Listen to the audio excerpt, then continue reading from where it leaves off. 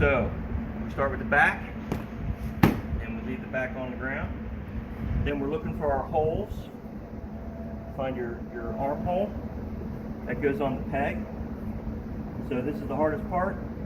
You just want to finagle that peg in there, and as you're doing that, you want to angle these down on those pegs. So once you learn how to do that, fit those in there, fit that down. Through wear and tear, sometimes I can get a little more hanky-panky going on, but they'll always fit in there somehow. Then, if you're going to use the bottoms, make sure you put the bottom in before you lock it up. There's a lip on the front. Make sure that the lip goes on top. So there's no lip here. There is a lip here. That's the other trick. It's the only thing else you have to pay attention to. That gives you a square. So now, again, get the ratchet to where you can use it. So you want it in the corner like this. So I mean, it doesn't really matter how it goes through there, but I try to keep it nice and neat. So I just try to keep it just like this. So now these Generation 2, we cut this space out, so this makes this easier. But most of these out here are Generation 1, so this is a longer tube. So you just gotta pipe this thing through there. These are quicker and easier.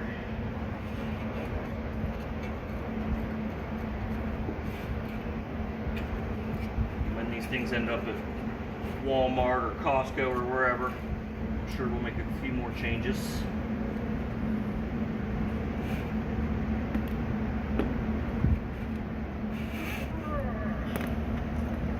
And so, you just run this whole thing through here.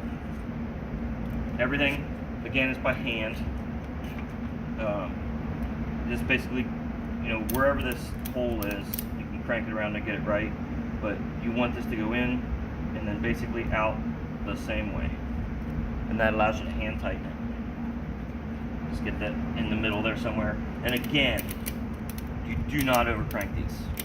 You're basically just holding the chair together. Structurally, you know, these chairs are fine to sit on really without much crank at all. Okay. So you just want to make sure that it's tight enough that everything is solid. If you over crank this, you can warp the frame or you can bust a weld. I mean, these things are basically indestructible, which is why we use them. Oh. So even though this is aluminum, if you crank this bad boy as much as you can, you break something. And then that just leaves one more right there. It's the same thing. So you just run this through the same way. And again, you put this in the corner so that you can use it. If it's like this, you can't use it in there. And I try to keep it neat. So I just run this thing through my hand and run it around the same way. Just like so. We're gonna end up like that.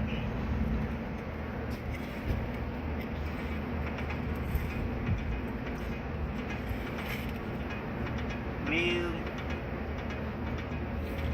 hand tighten and then just crank it enough to make everything tight. And then the chair is solid. Just like that.